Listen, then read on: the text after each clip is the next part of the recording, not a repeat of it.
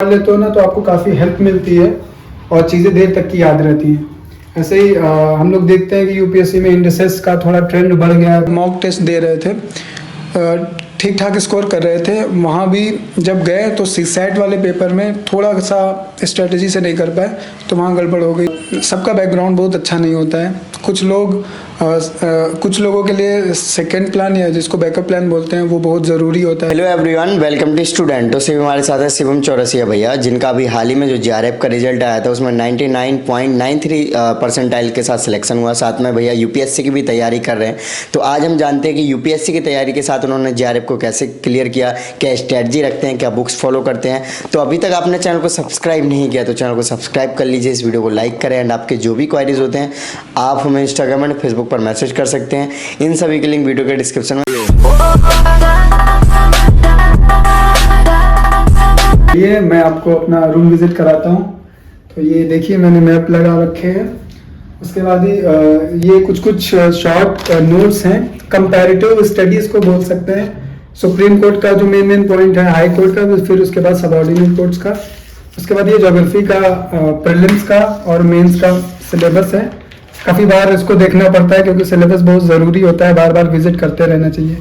ये मेरा constitutional non constitutional bodies हैं, उनका भी कंपैरेटिव स्टडी एक बार आप ऐसे पढ़ लेते हो ना तो आपको काफ़ी हेल्प मिलती है और चीज़ें देर तक की याद रहती हैं। ऐसे ही हम लोग देखते हैं कि यूपीएससी में इंडेक्सेस का थोड़ा ट्रेंड बढ़ गया है। तो नीति आयोग की और आरबीआई की कुछ इंडेक्सेस हैं, ये भी लगा के रखते हैं ताकि एक बार ही देख लें, दिन में 2-3 बार अगर देख लेते हैं तो याद रहती है चीज़ें।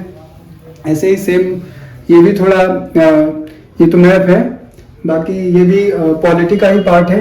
इसमें हमने डीपीएसपी लगा के रखी है, फंडामेंटल ड्यूटीज़, और फिर यहाँ लास्ट में फंडामेंटल राइट्स। ऐसे एक बार इनको पढ़ लेने से या अगर आप इधर उधर जा रहे हो देखने से थोड़ा याद रहती है चीज़ें, इसलिए लगा रहते हैं। ऐसे ये रामसर साइट्स और यहाँ पे ये कॉन्स्टिट्यूशनल बॉडीज़ हैं, इनका कंपैरेटिव स्टडी से काफ़ी हेल्प मिलती है। बाकी ये थोड़ा जो स्पीसीज के बारे में आ जाता है, क्रिटिकली इंडेंजर्ड IUCN स्टेटस, इसलिए। बाकी सस्टेनेबल डेवलपमेंट गोल, इनको आप देख लो, काफ़ी हेल्पफुल रहता है मेंस के आंसर लिखने में, तो वो इसलिए। बाकी सबसे ज़रूरी है दिस टू विल पास, एक दिन हम भी एस्पिरेंट से IAS बन ही जाएंगे। ठीक है। बाकी ये मेरा पूरा बुक का कलेक्शंस जो यूपीएससी और जेआरएफ के लिए काफ़ी हेल्पफुल रहा। उस पर नीचे वाली जो रैक है पूरी ऑप्शनल की है। उसके बाद ये इकोनॉमिक का पार्ट है, ये IR एथिक्स वाला पार्ट, सारी यूपीएससी का बंडल बोल सकते हैं आप, इतना है। बाकी ये बेड है। आगे वीडियो शुरू करने से पहले आपके लिए इंपॉर्टेंट इन्फॉर्मेशन, अनअकैडमी लेकर आया है Unacademy civil services championship test, India's biggest prelim based national scholarship test, जिसमें कि आप जीत सकते हो स्कॉलरशिप एंड 15 करोड़ तक के वर्थ के प्राइजेस, जो कि 27 मार्च को होने वाला है। तो अगर आपको इस टेस्ट में एनरोल करना है तो वीडियो के डिस्क्रिप्शन में लिंक है और आप मेरा कोड स्टूडेंटो यूज़ करें फ्री में एनरोल होने के लिए। आपको पता होगा कि अनअकैडमी के आइकॉनिक एंड प्लस सब्सक्रिप्शन जो कि 18 मंथ के आते हैं, अगर आप वो अभी सब्सक्रिप्शन लेते हो तो उन पर अभी 22% का डिस्काउंट चल रहा है अगर आप मेरा कोड स्टूडेंटो यूज़ करते हो। साथ ही आपको पता है अनअकैडमी बहुत सारे कोर्सेज लाते हैं GS के, जो कि यूपीएससी की जर्नी में काफ़ी हेल्पफुल होते हैं। जो स्टूडेंट 2022 एंड 23 की तैयारी कर रहे हैं वो इन बैचेस में एनरोल कर सकते हैं, जो कि 9 मार्च से स्टार्ट होने वाले हैं, जो कि कॉम्प्रिहेंसिव एंड फास्ट ट्रैक तरीके से कवर किए गए हैं। इन बैचेस में आपको बुक्स भी मिलेंगी जो कि बहुत हेल्प करेंगे आपकी यूपीएससी की जर्नी में। सो गाइस, वीडियो के डिस्क्रिप्शन में लिंक है, आप किसी भी कोर्स में एनरोल करना चाहते हैं एनरोल कर सकते हैं और मेरा कोड स्टूडेंटो यूज़ करें डिस्काउंट के लिए। साथ ही आपका जो मैंने चैंपियनशिप टेस्ट के बारे में बताया उसके लिए भी आप एनरोल कर सकते हैं स्टूडेंटो कोड यूज़ करके। साथ में आगे का वीडियो देखिए, भैया ने काफ़ी अच्छे से बताया, पर्सनली भैया ने काफ़ी अच्छे से डिटेल में समझाया और काफ़ी अच्छा उनका व्यवहार था। आप अपना नाम और एजुकेशन बैकग्राउंड बताइए। मेरा नाम शिवम है और मैंने ग्रेजुएशन अपना किरोड़ीमल कॉलेज दिल्ली यूनिवर्सिटी से किया है और मेरा मास्टर्स भी Delhi school of economics DU में ही है, उसी से किया है। अभी मैं लॉ फैकल्टी से लॉ कर रहा हूँ। ओके, सो आपके मन में कब आइडिया आया था कि आपको यूपीएससी की तैयारी करना है? यूपीएससी का आइडिया एक्चुअली जब मैं स्कूल टाइम में था तो एक ऑफिसर आए थे मेरे कॉलेज में, मतलब स्कूल में, तो उनसे जब बात तो नहीं हुई थी, मतलब थोड़ा इंटरेक्शन हुआ था, टीचर लोग कर रहे थे, तो उनको देखा था तो एकदम रुतबा टाइप का कुछ लगा उनको देख के। हाँ, वकाल जिसको बोलते हैं अपने उधर। तो वही देख के फिर लगा कि हाँ, इस जॉब में कुछ है, पावर टाइप की है और बाकी सारी चीज़ें। तो तब से था दिमाग में कि यूपीएससी करनी है।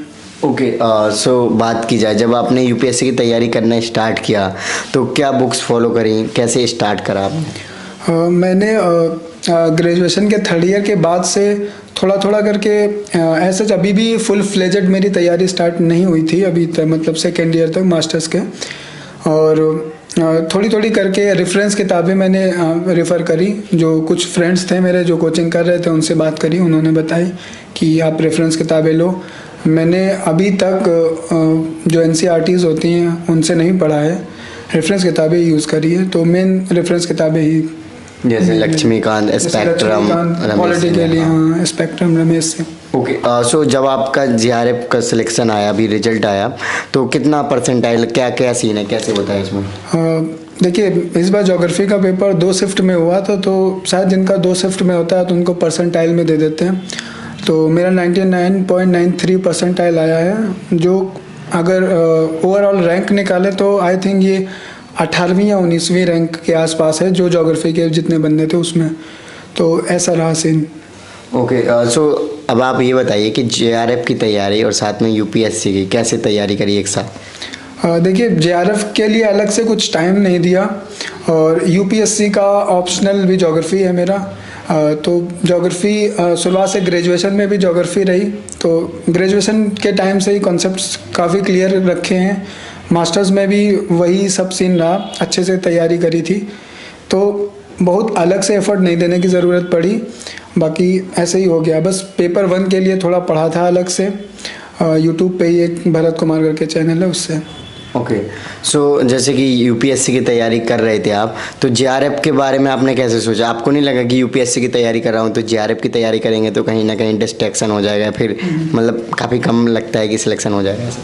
नहीं, ऐसा नहीं है, क्योंकि सिलेबस लगभग, क्योंकि आप ज्योग्राफी ऑप्शनल लिए हैं, जैसे मेरा ऑप्शनल ही है, और ग्रेजुएशन भी उसी से किया, तो कुछ डिस्ट्रैक्शन नहीं है। बल्कि आप अगर कोई तैयारी कर रहे हो तो एक उसका साइड पार्ट आप बोल सकते हो, जिसको बैकअप प्लान भी बोलते हैं। तो ये मेरा बैकअप प्लान है, ठीक है। पर अभी थोड़ा एकेडमिकली भी करियर परस्यू कर सकते हो आप, क्योंकि वो भी बुरा नहीं होता है। तो आप बैकअप प्लान एक साथ में रखो, बाकी यूपीएससी की तैयारी करते रहो, कोई दिक्कत नहीं है। ओके, सो सर ये बताइए कि आपने कौन सा अटेम्प्ट यूपीएससी का कब दिया, उसका क्या रिजल्ट रहा? जैसे कि आपने 2 अटेम्प्ट बताए। हाँ, मैंने पहला अटेम्प्ट 2020 में दिया था और दूसरा अटेम्प्ट लास्ट ईयर यानी 21 में दिया था। पहले अटेम्प्ट में से गड़बड़ ये हो गई थी कि एग्ज़ाम टाइम में मैं वहाँ का प्रेशर नहीं झेल पाया था, काफ़ी प्रेशराइज्ड खुद फील करने लगा था। वहाँ ऐसा कुछ माहौल नहीं होता, पर आप खुद में फील करने लगता है, तो वो दिक्कत हुई थी। सेकेंड अटेम्प्ट में मेरे साथ ये हुआ कि थोड़ा स्ट्रेटेजिकली हम जो स्ट्रेटजी से मॉक टेस्ट दे रहे थे, ठीक ठाक स्कोर कर रहे थे। वहाँ भी जब गए तो सीसैट वाले पेपर में थोड़ा सा स्ट्रेटजी से नहीं कर पाए, तो वहाँ गड़बड़ हो गई, तो 1-2 क्वेश्चन से वहाँ दिक्कत हुई। बाकी पहले पेपर में 96 मिलाया था, तो 96 आ रहा था, सेकंड में 1-2 क्वेश्चन से रह गया। ओके, सो जैसे कि आपने 2 अटैम्प्ट दिए तो डेफिनेटली सिलेक्शन नहीं होता, तो काफ़ी बुरा लगता है कि यार क्या प्रिपरेशन चल रही है। तो अभी आपका जेआरएफ हो गया, जो कि काफ़ी बड़ा एग्जाम माना जाता है, आप असिस्टेंट प्रोफेसर के लिए एलिजिबल हो गए हैं। तो जब आपने ये रिजल्ट देखा तो उस टाइम पे आपका क्या रिएक्शन था कि हाँ यार अब ठीक है, क्या सीन है ऐसे? जैसा कि आपने कहा कि 2 अटैम्प्ट देने के बाद बहुत बुरा लगता है। देखिए, बुरा तो लगेगा ही, आप सालों से मेहनत कर रहे हो, और एक चीज़ के लिए, जब आप किसी चीज़ के लिए मेहनत करते हो और वो चीज़ आपको नहीं मिलती है या कुछ दिक्कतें आती हैं, तो बुरा तो लगता ही है, ठीक है। तो मेरा ये मानना है कि अभी तक मेरा वो टाइम नहीं रहा है, मैंने पूरा भी अपना पूरा पोटेंशियल नहीं दिया यूपीएससी में, ऐसा मुझे लगता है। पहला अटैम्प्ट, दूसरा अटैम्प्ट जब मैंने दिया तो मैं काफ़ी डिस्ट्रैक्टेड था, कई चीज़ें थी उसके पीछे, तो उसकी वजह से नहीं हो पाया मेरा। पर अभी ये है कि इस बारी ठीक से फोकस करके तैयारी चल रही है। अभी देखेंगे, अगर ये वाला अटैम्प्ट नहीं देते हैं इस बार वाला, तो अगला वाला देंगे, पर इस बारी होने के चांसेस ज़्यादा हैं, क्योंकि इस बारी फोकस पूरा एक जगह है और जेआरएफ का पेपर निकलने के बाद खुशी होती है, मान लीजिए कि जब आपको कहीं कुछ ना मिल रहा हो फिर आपको कुछ मिल जाए, वही तो अच्छा लगता है। बाकी घर वाले काफ़ी खुश हुए थे इस चीज़ से कि जेआरएफ निकला, ठीक ठाक परसेंटाइल भी आया है, तो अच्छा लगा था। ओके, सो बात की जाए टाइम टेबल, तो आप टाइम टेबल वैसे क्या फॉलो करते हो अपनी स्टडी को कंटिन्यू करने के लिए? क्योंकि अगर आपकी जो ग्रेजुएशन वगैरह है, पोस्ट ग्रेजुएशन है, अभी आप लॉ भी कर रहे हो, अच्छे कॉलेज से किया है, दिल्ली यूनिवर्सिटी से कर रहे हो, तो उसके बारे में बताइए, कॉलेज के साथ कैसे मेंटेन करते हैं? देखिए, टाइम टेबल मेरा जो है वो बहुत रिजिड कभी नहीं रखा मैंने, स्कूल टाइम से ही कभी रिजिड नहीं रहा है, फ्लेक्सिबल है, फ्लेक्सिबिलिटी। क्योंकि अगर आप एक टाइम टेबल रिजिड बना लेते हो, फिर आप अगर उसके अकॉर्डिंग नहीं काम कर पा रहे हो तो आपको बहुत मेंटली प्रेशर आने लगता है कि भाई मुझे इस 1 घंटे में पॉलिटी पढ़नी थी, मैंने नहीं पढ़ी, मेरा यहाँ 1 घंटा वेस्ट हुआ। तो ये सोचते सोचते आप अगला वाला जो है उसमें भी आप गड़बड़ कर देते हो, वहाँ भी आप ठीक से नहीं परफॉर्म कर पाते हो। तो इसलिए मेरा मोबाइल टाइम टेबल रहता है कि मतलब फ्लेक्सिबिलिटी रहती है कि अगर मुझे दिन में 8 घंटे पढ़ना है तो फिर मैं सुबह अगर उठ गया तो सुबह 4 घंटे 3 घंटे जो है उस हिसाब से, या रात में अगर नहीं सो रहे हैं तो पढ़ाई कर ली, ऐसा रखता है। पर यह है डेली बेसिस पे एक टारगेट होता है और उस टारगेट को अचीव करने का कोशिश करते हैं। ओके, सो जैसा कि आपने अभी बताया था यूपीएससी की तैयारी कर रहे हो, तो आपने सारे रेफरेंस बुक को फॉलो किया, तो क्या आपने कोई किसी कोचिंग के नोट्स वगैरह को भी फॉलो किया है? नहीं, किसी कोचिंग का नोट्स तो अभी तक नहीं रेफ़र किया है। पर ज्योग्राफी के लिए मैंने गाइडेंस आईएएस करके जो है उनसे 500 प्लस का एक कोर्स लिया था, काफ़ी हेल्पफुल है वो, उससे पढ़ाई करी थी। ओके, सो बात की जाए जैसे कि आप तैयारी कर रहे हो तो आपने टेस्ट सीरीज वगैरह भी दी होगी, तो टेस्ट सीरीज कितनी हेल्पफुल लगी आपको? टेस्ट सीरीज़ मैंने प्रीलिम्स के लिए ली थी, मार्केट से ही ली थी, विज़न की। वो हेल्पफुल, जब जो पहला अटेम्प्ट था मेरा उसमें मैंने टेस्ट सीरीज़ को टेस्ट दिया, उसके बाद उसका सोल्यूशन पढ़ लेते थे, बस ऐसे किया। हमारा 100 क्वेश्चंस के बाद उसका पूरा 100 का सोल्यूशन पढ़ लेते थे। तो उस समय मेरे पास सही से गाइडेंस नहीं थी और मुझे उतना आइडिया भी नहीं था कि कैसे क्या करना है, तो तब तो नहीं उतनी मदद मिली। लेकिन जो पिछला अटैम्प्ट था मेरा उसमें काफ़ी हेल्पफुल रही थी टेस्ट सीरीज़। वो ऐसे कि जैसे मैंने एक टेस्ट दिया उसमें मेरे जो 20 क्वेश्चन गलत हुए, मैं उन 20 क्वेश्चन का एक बुलेट पॉइंट में नोट्स बना लेता था अलग से, फिर उनको रिवीजन करता था, ना कि पूरी बुकलेट पढ़ते थे। तो वो काफ़ी हेल्पफुल रहती। मतलब आप जो दो इवेलुएट आप खुद से करो और ऑनेस्टी के साथ करो, उसके बाद जो चीज़ गलत हो रही है उसको पढ़ो।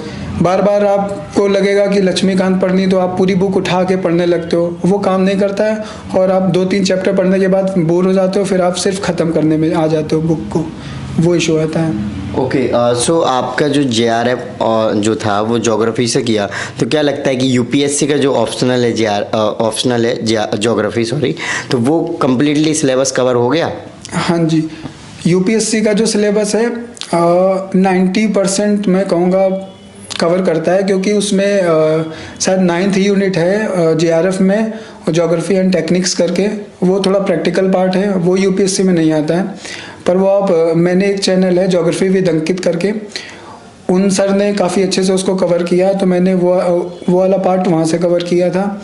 तो वैसे पूरा नहीं करता, पर अगर आपको जेआरएफ क्लियर करना और अगर आप वो यूनिट छोड़ भी रहे हो तभी कोई इशू नहीं आएगा। बाकी पूरा सिलेबस जो है आपका यूपीएससी का और जेआरएफ का अलाइंड है, पूरा कवर हो जाएगा आपका जेआरएफ भी। मैंने कुछ अलग से नहीं करा है।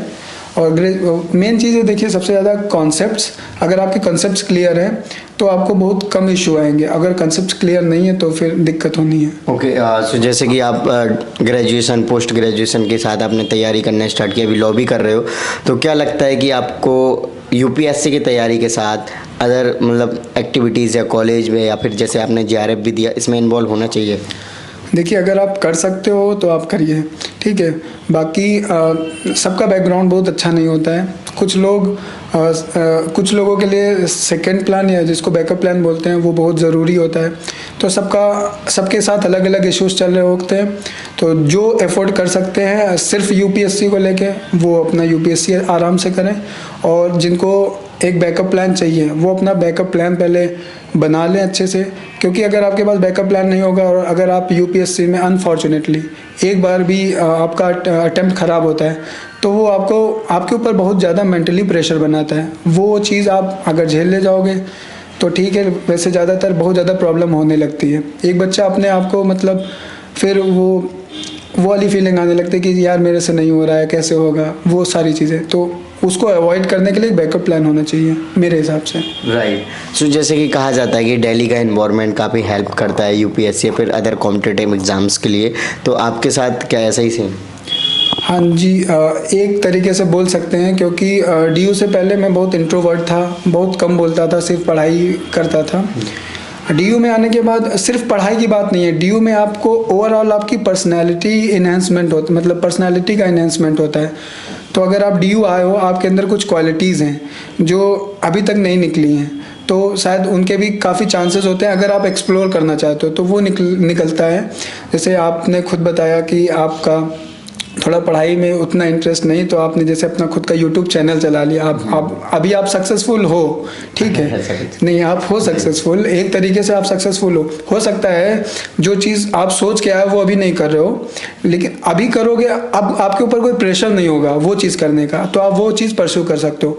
तो वो चीज़ है, आपको मतलब कई डायमेंशंस होते हैं लाइफ के, तो उसमें कई डायमेंशंस में आपको अलग अलग सोचने पे डीयू भी मतलब बताता है कि हाँ भाई आप ये भी कर सकते हो। बाकी एकेडमिकली भी अगर आपका फ्रेंड सर्किल अच्छा है और वो तैयारी कर रहे हैं किसी चीज़ की, तो वो हेल्पफुल तो होता है। राइट। सो आपको क्या लगता है कि दिल्ली में जो स्टूडेंट्स आते हैं तैयारी करना, जो रूरल बैकग्राउंड से आ जाते हैं, वो क्या गलतियाँ करते हैं? वो गलतियाँ तो ऐसा क्योंकि उनको कुछ पता ही नहीं होता है, तो वो लोग एफर्ट्स देते हैं, गलतियाँ नहीं करते हैं। क्योंकि गलतियाँ जब एफर्ट्स देते हैं, फिर उनको जो गलत लगा उससे वो सीखते हैं, तभी वो आगे बढ़ पाते हैं। बाकी मेरे हिसाब से अगर आपके पास समय कम है और गलतियां भी आप कम करना चाहते हो, तो पहले आप जितनी सही से स्ट्रेटजी बना सकते हो किसी भी चीज़ की, स्ट्रेटजी बनाने में आप टाइम लो, जितना भी टाइम लगे लगाओ, अच्छे लोगों से गाइडेंस लो। अगर आपके कांटेक्ट में अच्छे लोग हैं, नहीं है तो आजकल यूट्यूब पे कई सारे ऑथेंटिक चैनल्स भी हैं जो ठीक ठीक जानकारी दे रहे हैं, आप उनसे देख सकते हो। आपका चैनल भी काफ़ी हेल्प कर रहा है उस चीज़ में, ठीक है, तो आप वहाँ से जानकारी लो। फिर उसके बाद आप अपना एक स्ट्रेटजी बनाओ, फिर देखो आपके मतलब स्ट्रॉन्ग एरियाज़ कौन से हैं, उस पर काम करो। थोड़ा जो वीक एरियाज़ हैं फिर उस पर थोड़ा ज़्यादा मेहनत करो, इससे गलतियाँ कम होंगी और आप एक डायरेक्शन में आगे बढ़ोगे। जैसे मैं आया था, मेरा एक डायरेक्शन नहीं रहा है अभी तक, मैं काफ़ी इधर उधर हुआ, लेकिन अभी ठीक है, जो भी हुई गलतियाँ, क्योंकि बैकग्राउंड अपना ऐसा नहीं रहा, पर ठीक है, बैकग्राउंड भी एक हद तक ही मैटर करता है, क्योंकि हार्ड वर्क का भी कोई सब्स्टिट्यूट नहीं होता है। तो अगर आप हार्ड वर्क कर रहे हो तो आप सक्सेसफुल हो जाओगे। बस ये है कि गाइडेंस ठीक रखो और उसी के हिसाब से, अपने स्ट्रेटजी के हिसाब से चलो। ओके। सो जैसे कि अभी आपने जेआरएफ के बारे में बताया था कि आपने थोड़ा ऐसे पढ़ा, थोड़ा सा डिटेल में बताइए कि प्रिपरेशन यूपीएससी के साथ में कैसे जेआरएफ को मैनेज किया? देखिए, जैसे मैंने बताया था कि मेरा ग्रेजुएशन ज्योग्राफी से ही हुआ है, मास्टर्स भी ज्योग्राफी से हुआ है, तो मैंने ज्योग्राफी से ही मतलब ज्योग्राफी को ग्रेजुएशन में ही बहुत अच्छे से पढ़ लिया था। कंसेप्ट्स मेरे काफ़ी क्लियर हैं, मास्टर्स में भी जो थोड़ा बहुत दिक्कत थी वो भी पूरी तरीके से क्लियर हो गए, तो एज सच मेरे को कोई दिक्कत नहीं आई। उसके बाद रही बात पेपर 1 की, पेपर 1 में अगर आप थोड़ा ठीक से कर लेते हो, मतलब आप 80% 70% के आसपास कर रहे हो, तो ऐसा स्कोर माना जाता है। काफ़ी यूट्यूब चैनल्स पे मैंने भी देखा कि आप 75% 80% कर रहे हो अगर पेपर 1 में, तो आप अच्छा स्कोर कर रहे हो और वो ठीक ठाक है कि आप जेआरएफ क्वालिफाई कर लोगे। लेकिन मेरा तो बैकग्राउंड यूपीएससी की वजह से मुझे कम दिक्कत हुई, पर बहुत लोग होते हैं कि जो सिर्फ जेआरएफ की तैयारी कर रहे होते हैं, तो उनके लिए वो एग्ज़ाम बड़ा होता है। तो उन लोगों को ऐसा नहीं सोचना चाहिए कि यार मैं बोल रहा हूँ कि इतना आसान है, आसान नहीं है। आप मेहनत करो, वो पेपर भी निकलेगा, प्रीवियस ईयर के क्वेश्चंस आप सॉल्व करो, ठीक है। उसके बाद मेन चीज़ देखो यार, गाइडेंस है। अगर आपके पास गाइडेंस ठीक है और ठीक ठाक सोर्स आप पकड़ो, तो आपको दिक्कत बहुत कम होगी और आप एक डायरेक्शन में आगे बढ़ोगे। और अपने ऊपर भरोसा रखो, किसी के ऊपर और करने की ज़रूरत नहीं। कोई कुछ भी बोले, जस्ट ट्रस्ट योरसेल्फ, बाकी सब कुछ हो जाएगा। ये है। ओके। सो जैसे कि आप तैयारी कर रहे हो, तो क्या होता है कि तैयारी करते करते आपको चीज़ें समझ नहीं आ रही होती हैं, है ना, तो और कभी कभी क्या होता है सिटिंग पोजीशन अच्छी नहीं बनती है, तो उस टाइम पे आप क्या करने का कोशिश करते हो? मैं तो यार छोड़ देता हूँ तुरंत। मतलब अभी जैसे कुछ पढ़ रहा हूँ, मान लो कोई इकोनॉमिक्स का कॉन्सेप्ट है और मुझे समझ नहीं आ रहा है, तो मैं वो टॉपिक छोड़ देता हूँ एकदम, ठीक है। फिर बाद में ऐसा होता है ना, कभी कभी आप किसी चीज़ के पीछे पड़ जाते हो, वो चीज़ समझ में नहीं आती जस्ट, तो मैं ये करता हूँ, कोई सिटिंग पोजीशन का कोई सीन नहीं होता है। आप कोई एंटरटेनिंग वीडियो देख लो यूट्यूब पे, या और कहीं बाहर निकल जाओ। सबसे अच्छा है बाहर निकल जाओ टहलने, थोड़ा बहुत टहल के आओ, फिर आप हो सकता है आपको ये लगे कि ये चीज़ बहुत छोटी थी जो अभी तक समझ में नहीं आ रही थी, 1 घंटा इसमें लगा दिया, पर वो चीज़ बहुत छोटी होती है, बाद में एकदम से जैसे आ जाएगी तब लगेगा यार ये तो इतना आसान था। राइट। तो थोड़ा बस उस टाइम अपने आप को रिलैक्स करने की ज़रूरत है और थोड़ा बाहर घूम लो, बस माइंड को रिलैक्स करो, ठीक हो जाएगा। ओके, सो करंट अफेयर्स वगैरह के लिए आप क्या करते हो?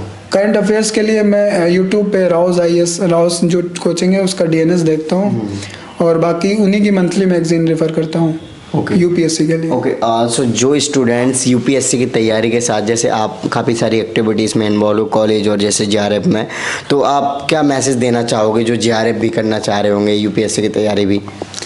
देखिए, अगर यूपीएससी की लड़का या लड़की जो भी है तैयारी अगर कर रही है और ऑनेस्टली कर रही है, तो जेआरएफ में मेरे हिसाब से बहुत कम एफर्ट्स लगेंगे उसको निकालने में। और जो बच्चे सिर्फ जेआरएफ के लिए आ रहे हैं वो थोड़ा मेहनत करें, कोई दिक्कत नहीं है, मेहनत तो हर एग्ज़ाम के लिए करनी पड़ती है, वो चाहे आप कोई भी एग्ज़ाम दो। और उसके लिए फिर मैं वही कहूँगा कि एक सही गाइडेंस और अपने ऊपर भरोसा, वही सबसे ज़्यादा इम्पॉर्टेंट है। अगर आप वो कर ले रहे हो और बाकी चीज़ों में इंगेज नहीं हो रहे हो जो उस समय अननेसेसरी है, Right. बाद में हो सकता है, बाद में आपके पास बहुत टाइम होगा, जो करना है वो करिए। ऐसे मैंने भी थोड़ा बहुत टाइम वेस्ट किया इस सारी चीज़ों में, बट वो सब फालतू का होता है। पहले आपका जो टारगेट है उस पर फोकस करिए, आप वो अचीव करिए, आप जो चाहते हो वो पालोगे, और बाकी फालतू की चीज़ों में टाइम मत लगाइए, अच्छी गाइडेंस के साथ आगे बढ़िए, यही है। So thank you so much भैया for your lovely message. So guys, देखा कि भैया ने अपनी जर्नी को आपके साथ में डिटेल में शेयर किया, साथ में उन्होंने बताया कि वो कैसे अपनी प्रिपरेशन करते हुए आज जेआरएफ को क्लियर किया है। इसी तरह वो यूपीएससी को भी एक दिन क्लियर करेंगे, हम सभी लोग विश करते हैं। तो अभी तक आपने चैनल को सब्सक्राइब नहीं किया तो चैनल को सब्सक्राइब कर लीजिए, इस वीडियो को लाइक करें, एंड आपके जो भी क्वेरीज होते हैं आप हमें इंस्टाग्राम और फेसबुक पर मैसेज कर सकते हैं। इन सभी की लिंक वीडियो के डिस्क्रिप्शन में। जय हिंद।